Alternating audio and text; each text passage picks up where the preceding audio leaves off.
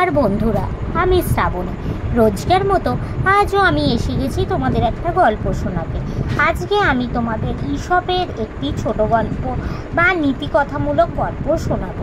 গল্পটির নাম হলো মধুর কলস ও মাছি।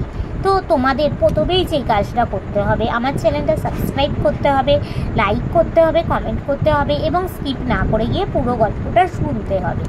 আমি যেহেতু একজন শারীরিক প্রতিবন্ধী, নিজের প্রতিবন্ধকতাকে সরিয়ে নিজের পরিচয় তৈরি করার লক্ষ্যেই তোমাদের এই গল্প শোনানোর কাজটা শুরু করেছি।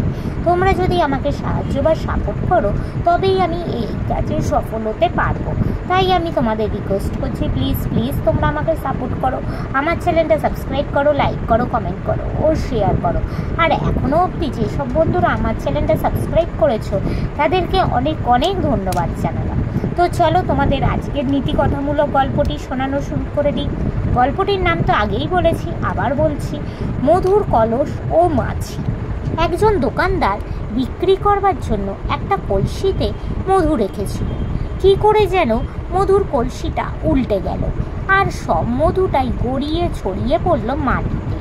মধুর গর্তে ছাকে ছাকে মাছি এসে সেই মধু খাওয়া শুরু করলো। খাচ্ছে তো খাচ্ছে, তাদের নড়বার নাম নেই। পেট ভরে মাছিরা মধু খেতে লাগলো। আর শেষ কটা যখন খাওয়া হয়ে গেল তখন উঠতে গিয়ে তারা আর উঠতে পারল না, কারণ অনেকক্ষণ মধুর ওপর বসে থাকায় তাদের পাগুলো সব মধুতে আটকে গেছে। এবার কী দশা তাদের হবে তা বুঝতে পেরে তারা আফসোস করতে লাগলো আর মনে মনে বলতে লাগলো, কি মুখ্য আমরা, মধু খাওয়ার লোভে শেষে নিজেদের প্রাণটাই হারালাম। তো এই গল্পটার নীতিকথা কি, ক্ষণিকের সুখে মত্ত হলে তার পরিণাম অনেক সময় অনেক ভয়াবহ হয়।